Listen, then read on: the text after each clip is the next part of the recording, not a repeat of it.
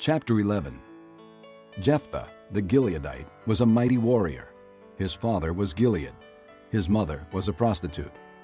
Gilead's wife also bore him sons, and when they were grown up, they drove Jephthah away.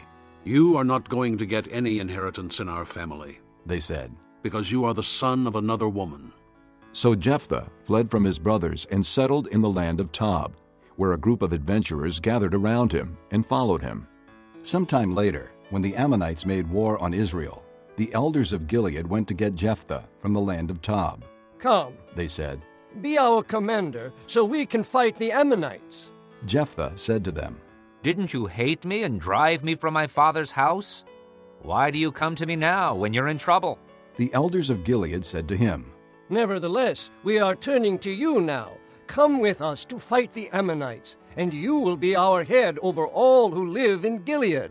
Jephthah answered, "Suppose you take me back to fight the Ammonites, and the Lord gives them to me. Will I really be your head?" The elders of Gilead replied, "The Lord is our witness. We will certainly do as you say." So Jephthah went with the elders of Gilead, and the people made him head and commander over them. And he repeated all his words before the Lord in Mizpah. Then Jephthah sent messengers to the Ammonite king with the question, "What do you have against us that you have attacked our country?" The king of the Ammonites answered Jephthah's messengers, "When Israel came up out of Egypt, they took away my land from the Arnon to the Jabbok, all the way to the Jordan. Now give it back peaceably." Jephthah sent back messengers to the Ammonite king, saying, This is what Jephthah says. "Israel did not take the land of Moab or the land of the Ammonites. But when they came up out of Egypt, Israel went through the desert to the Red Sea and on to Kadesh. Then Israel sent messengers to the king of Edom, saying, 'Give us permission to go through your country.' But the king of Edom would not listen.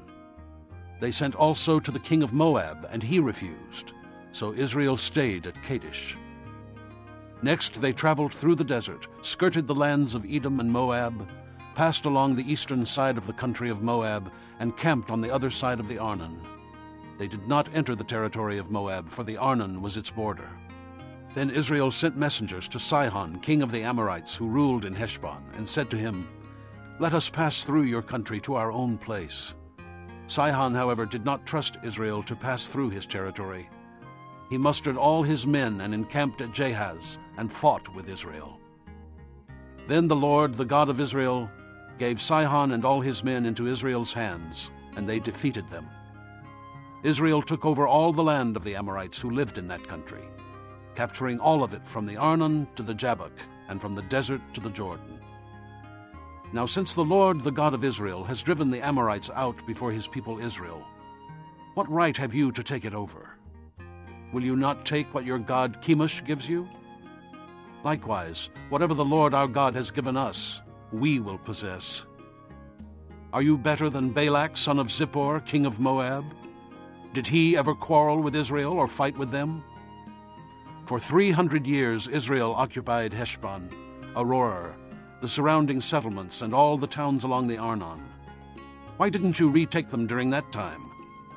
I have not wronged you, but you are doing me wrong by waging war against me. Let the Lord, the judge, decide the dispute this day between the Israelites and the Ammonites." The king of Ammon, however, paid no attention to the message Jephthah sent him. Then the Spirit of the Lord came upon Jephthah. He crossed Gilead and Manasseh, passed through Mizpah of Gilead, and from there he advanced against the Ammonites. And Jephthah made a vow to the Lord. "If you give the Ammonites into my hands, whatever comes out of the door of my house to meet me when I return in triumph from the Ammonites will be the Lord's, and I will sacrifice it as a burnt offering." Then Jephthah went over to fight the Ammonites, and the Lord gave them into his hands.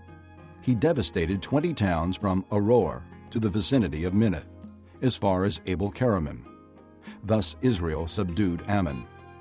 When Jephthah returned to his home in Mizpah, who should come out to meet him but his daughter, dancing to the sound of tambourines? She was an only child. Except for her, he had neither son nor daughter. When he saw her, he tore his clothes and cried, "Oh, my daughter, you have made me miserable and wretched, because I have made a vow to the Lord that I cannot break. "My father," she replied, "you have given your word to the Lord. Do to me just as you promised, now that the Lord has avenged you of your enemies, the Ammonites. But grant me this one request," she said. "Give me 2 months to roam the hills and weep with my friends, because I will never marry." "You may go," he said. And he let her go for 2 months. She and the girls went into the hills and wept because she would never marry. After the 2 months, she returned to her father, and he did to her as he had vowed. And she was a virgin.